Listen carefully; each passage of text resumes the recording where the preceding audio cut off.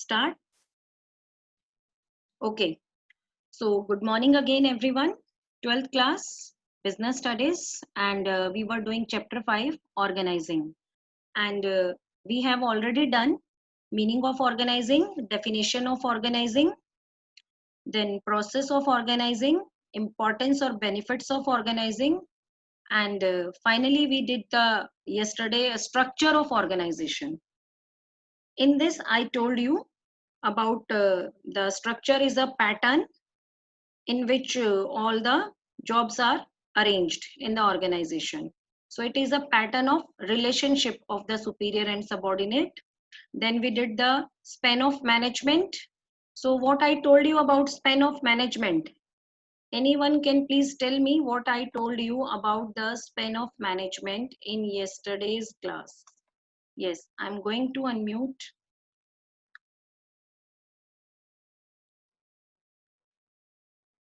Yes, Varun, I have unmuted you. So could you please tell me meaning of span of management? Yes, Varun, I have unmuted you.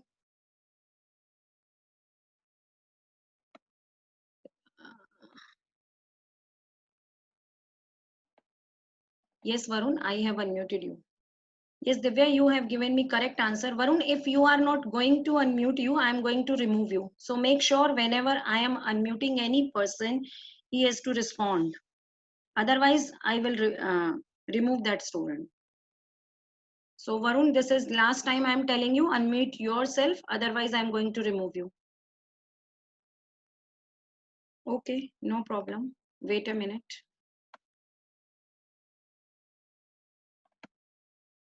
Yes, Visha, I am unmuting you.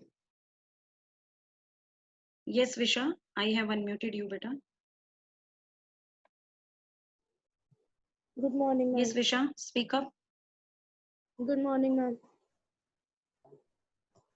Span of management refers to the Yes, number of Tanmay Jain, subordinates. I am unmuting you. Many students, beta, why, when you people can give me answer in chat box, why you are not unmuting yourself? Is there any problem with Good your morning, mic or ma'am. any other thing? Yes, all those who Ma'am, are it not refers to the unmuting, I am removing them. Bolu. Yes, Ma'am, it refers to the number of subordinates that can be Vaibhav Sharma, I effectively have managed by unmuted the. you. Yes, Vaibhav. Good morning, ma'am. Ma'am, spam of management refers to the number of subordinates that can Oh, be sorry. effectively. Actually, speaker was not on. That's why I was not able to hear you. Okay, now speak. Ma'am, मैं बोलूं? Spam of management refers to the number of subordinates that can be effectively managed by a superior. Yes, very good. Number of subordinates that can be effectively managed by a superior.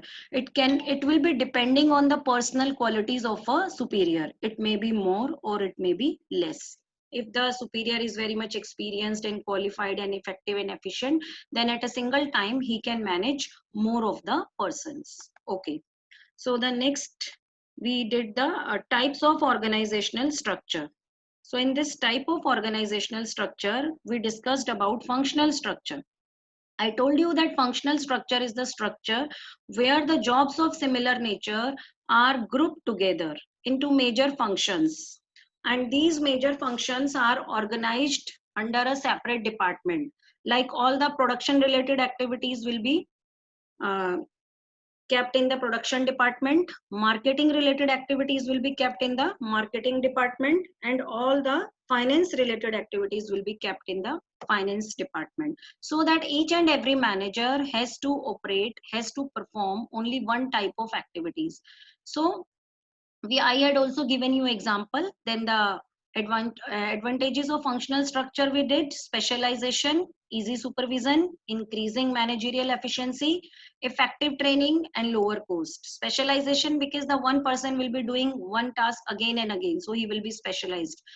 And supervision easy. Why? Because one person has to supervise only one type of activity. he has to supervise only one department, so his task will become easy. Increasing managerial efficiency, when the one person is doing, whenever there is a benefits of specialization, then it will be resulted in the increase in efficiency. Wherever the work of principle of division of work is applied, then it will lead to specialization, and further it will lead to the increase in the efficiency, because there will be no overlapping of the activities. Then effective training, only one skill training is to be provided to the employees. Then lower cost, it leads to minimum duplication of the efforts, which results in lower cost. Until now we have done yesterday. Then we started with the disadvantages of functional organization. Yes, every picture has two sides, positive sides and negative sides.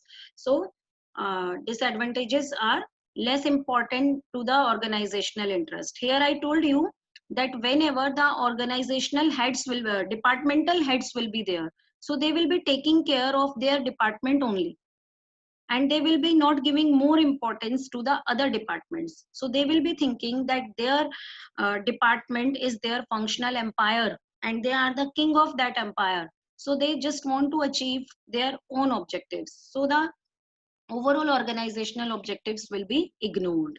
Then the conflict between departments. There may be a conflict in between the different departments, that is known as interdepartmental conflicts. How conflicts? Like if we know that the working of all the department is interrelated, and if the target of one department is not achieved, then it may pass the accountability to the other department, that just that because of the non-functioning of that particular department, their target is not achieved. And next is difficulty in interdepartmental coordination. And this conflict between department will lead to difficulty in interdepartmental coordination. Okay, so there will be no interdepartmental coordination. We had taken one example yesterday, like product sales department or marketing department has received. This is a very good example which you can explain here. Has received an big order. Received a big order of producing or selling 500 units, or we can say the 50,000 units. Take the example, if I am saying the big order, so 50,000 units in a week. Okay, so sales department has passed that order to the production department. Why? Because sales department will not be able to sell the units until the production department is going to produce that number of the units in the given time period. So production department was having the shortage of the raw material, so it passed the order to purchase department to supply the required raw material so that it can produce the number of the units. So it has given the task to the purchase department. Now purchase department was in need of funds, because to purchase raw material it was in requirement of the funds. So it has given this information to the finance department that we need fund, but the finance department was not having sufficient funds due to the policies of the marketing department. Just to achieve their target, what the marketing department was doing, they were just selling goods on credit. Maximum goods were sold on credit. So finance department was not having enough of the funds to allot the funds or to allocate the funds to the purchase department. So this is the whole situation. You can see in this task that all the departments are interrelated. The work of one department is closely related with the function of the other department. So if one department is not able to perform the function of that particular department, then it will be affecting the working of whole of the department.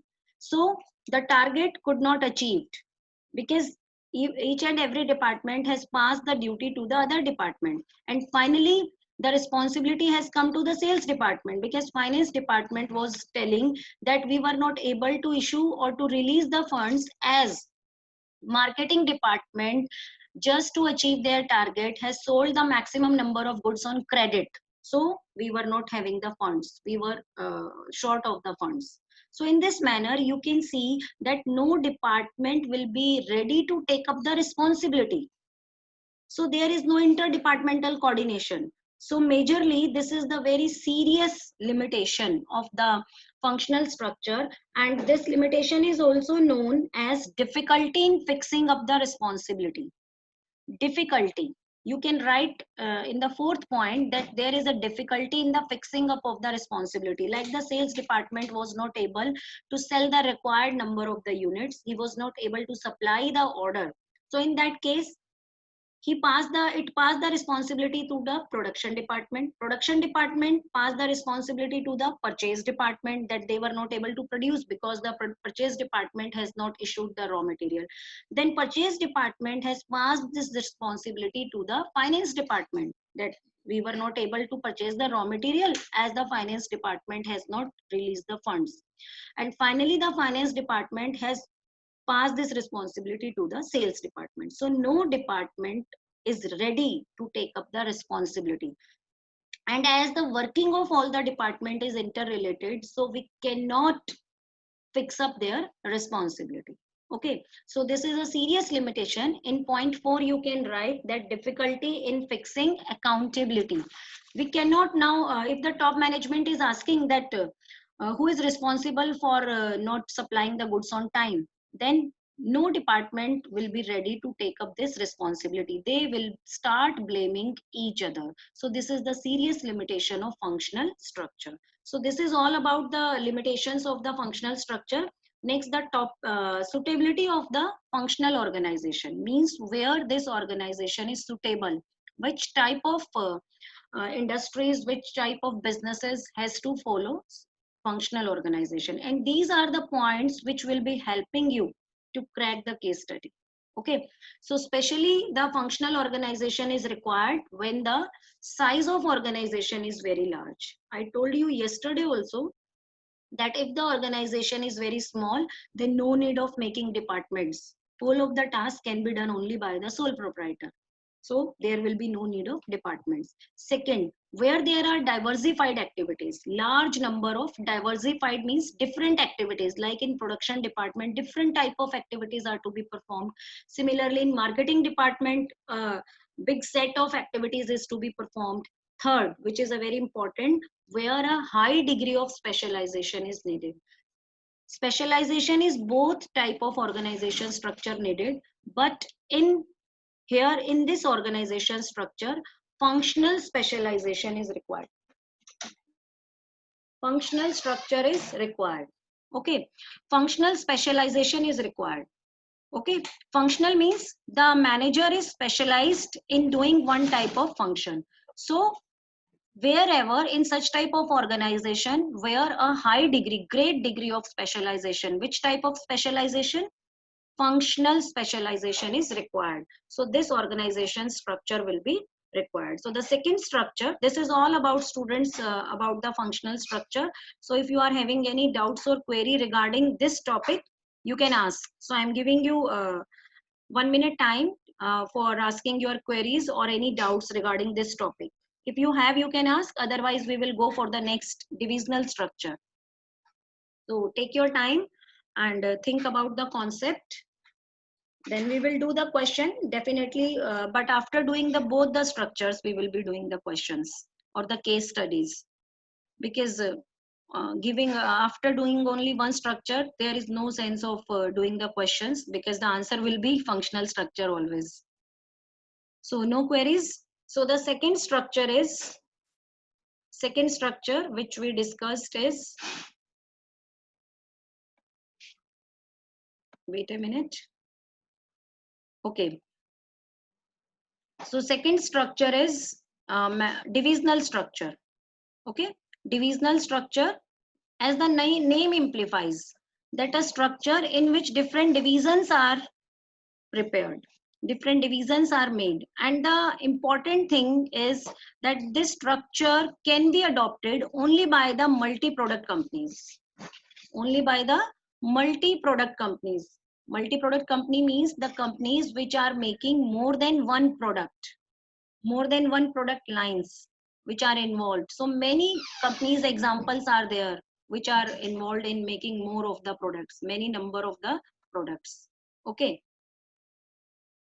Yes, like Amul. Very good, Divya. Amul is the company, and many more companies are there like Samsung. Samsung is also making many number of products. Reliance Industries, Patanjali, very good. So in such type of companies, very good, Anmol. Patanjali is a good example. So in such type of companies, divisional structure is adopted. So for each and every product, company needs to make a separate division, and that division will be doing work related to that product only. Okay, so you can see this is the design of the divisional structure. Like textile, one company is involved in making of the textiles, cements, food products, computers. These are the different four lines. This is known as product line. So this company has four product lines: first textile line, then cement, then food products, then computer. Then it does not mean that the company is having a divisional structure, then it will be not having functional structure.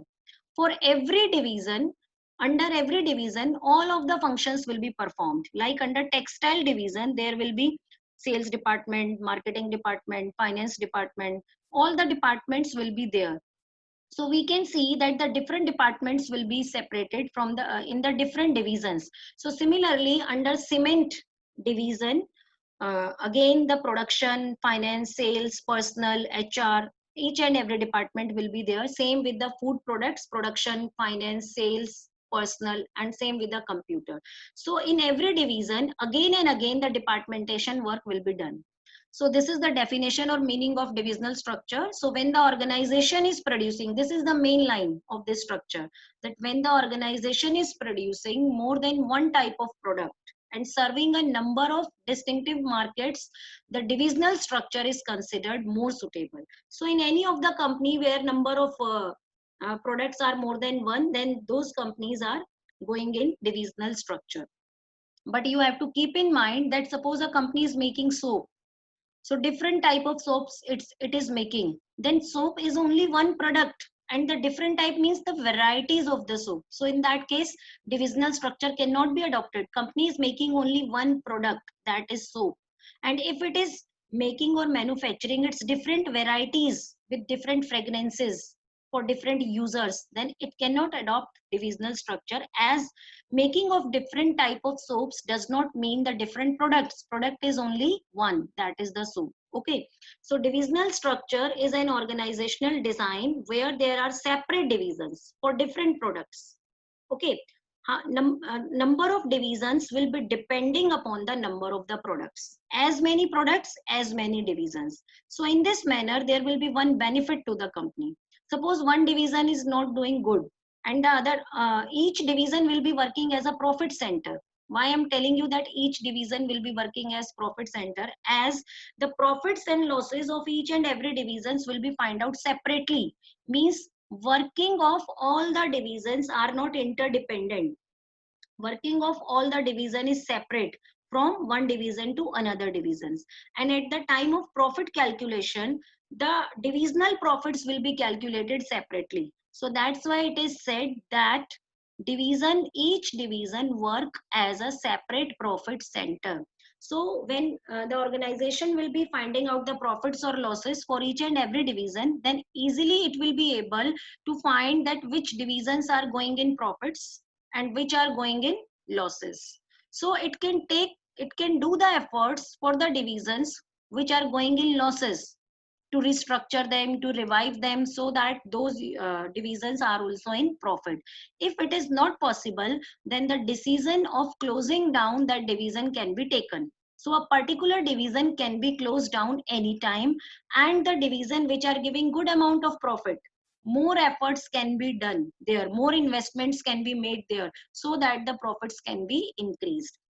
So here I just want to tell you one thing, that introducing a new division or closing an existing division will not be affecting the organizational structure at all.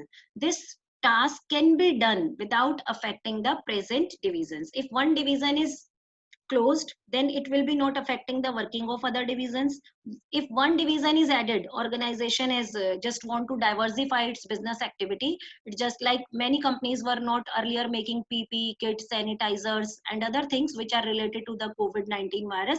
So now they have started producing such type of material. So for this, they have not affected the whole working of the organization. They have just make a separate division, and that division is involved only in producing that type of product without affecting the existing products. So you can see that in this company, it is the company L&T, and it has diversified in activities in different type of products like power, heavy engineering, infrastructure. It's a very big company. And construction, IT and communication, electrical and electronics, machinery and industrial product, financial services.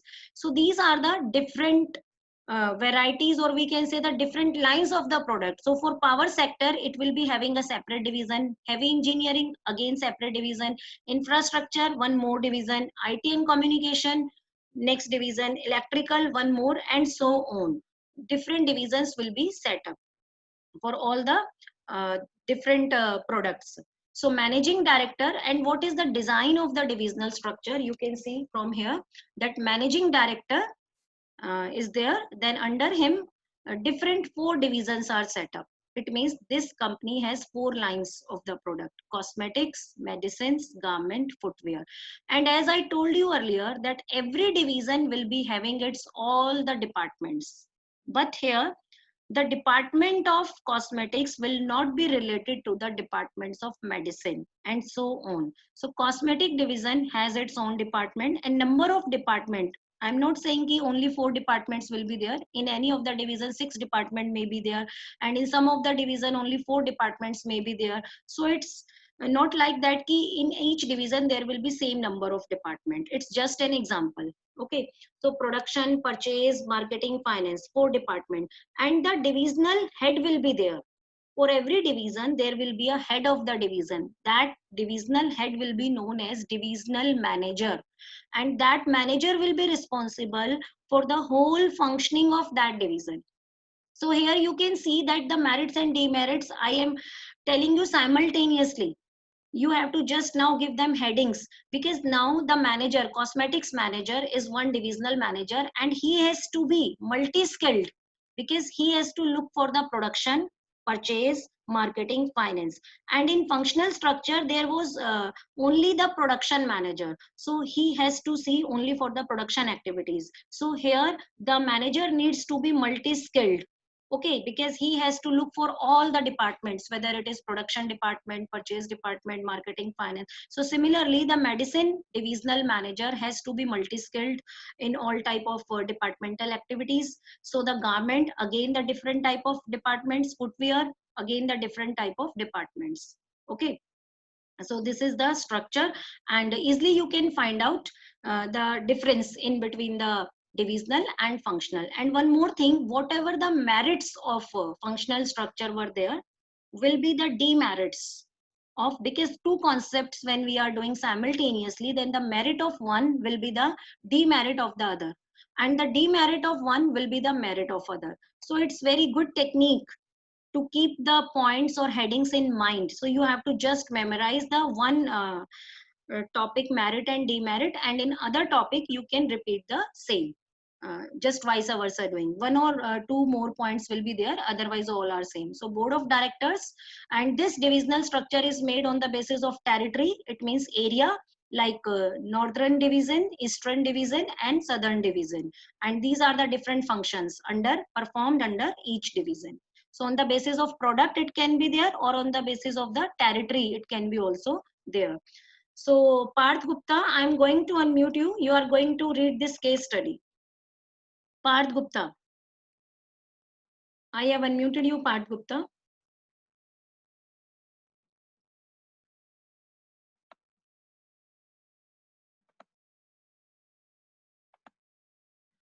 So Tanmay Jain, I have unmuted you. Yes, Tanmay Jain, I have unmuted you. Yes, ma'am. Yes, start reading this case study. V Guard Limited, a leading company in Kerala, is engaged in diversified business named electrical, textile, amusement park, etc.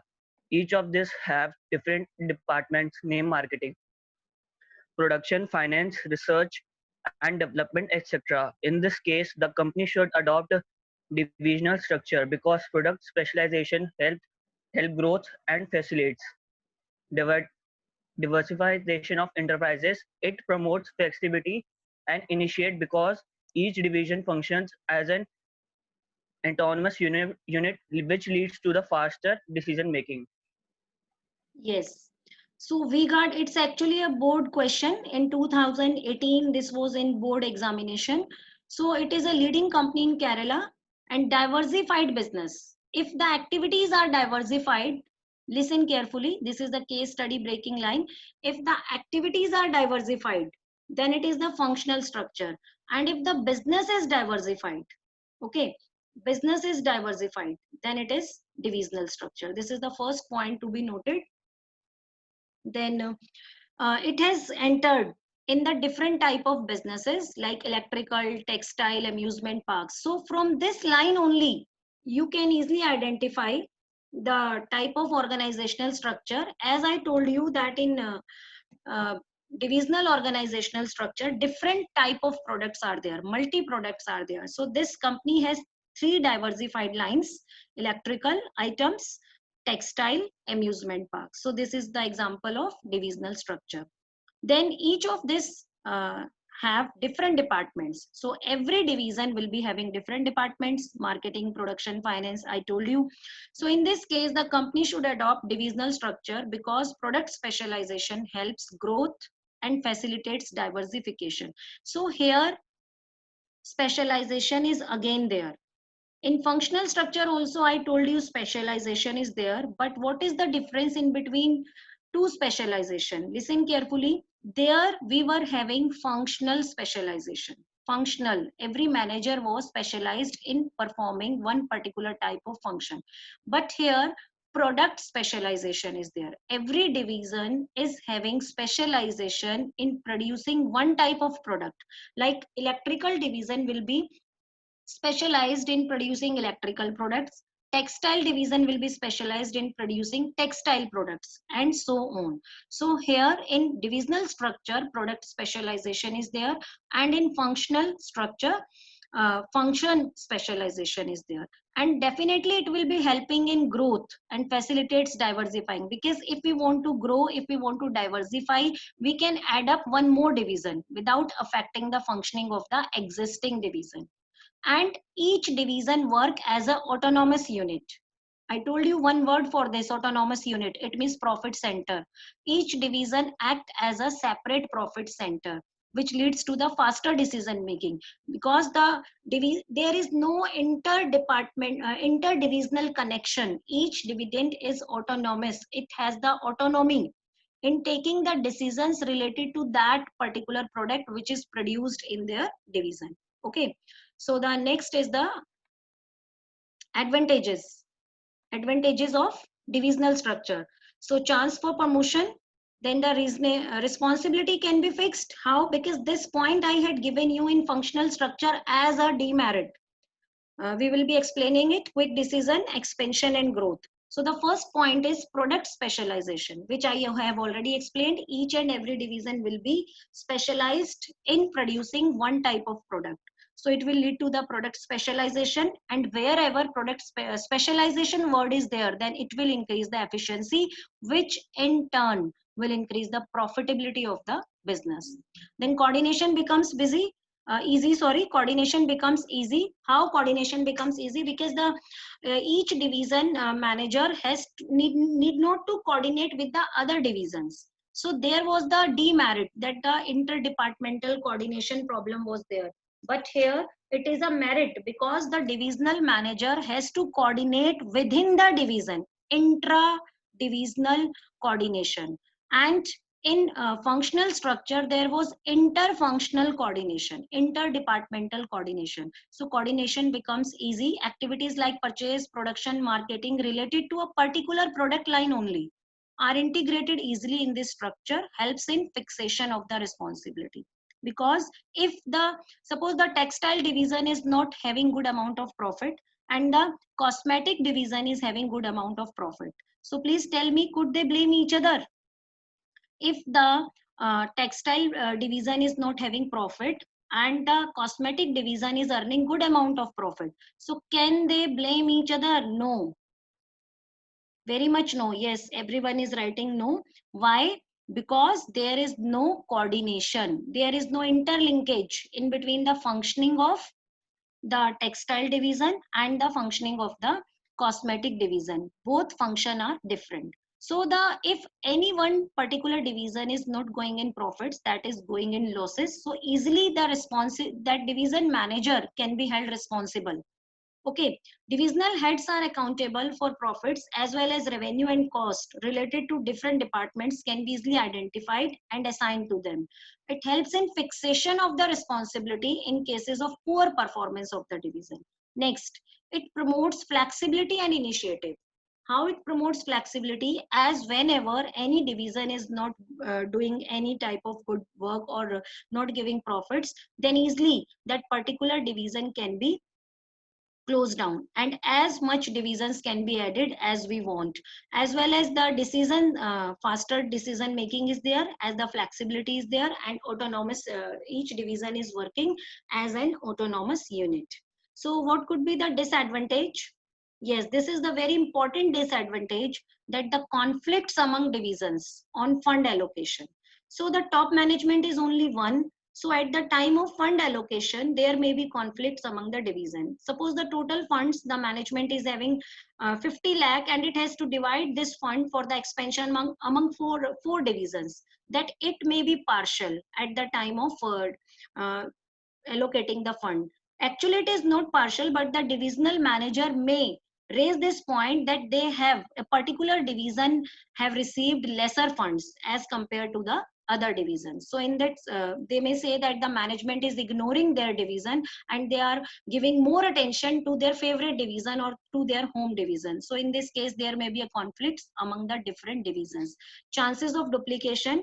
Why I'm saying you that there are more chances of duplication? Because you have seen from the organizational design itself that in different division different type of departments are there. So production work is done many times, जितनी divisions हैं उन सब में production अलग अलग हो रहा है. Similarly the finance work is done again different divisions. So each and every work, each and every function is performed again and again. So there is a chances of duplication and many departments need to be set up, which leads to the higher operating cost. Selfish attitude. So every division try to display better performance, like the functional empireship I told you. So similarly every division will try to make their division best. So they sometimes even at the cost of their divisions, they show their selfish attitude. Consequently it hits the interest of the concern as a whole. So here also we can say that the division are not considering the other divisions, they are just thinking about themselves. So very less time is left. So tomorrow we will continue with the topic. It's not ended till now and we will discuss some case studies. Okay. Thank you for being patient listener. Good day everyone.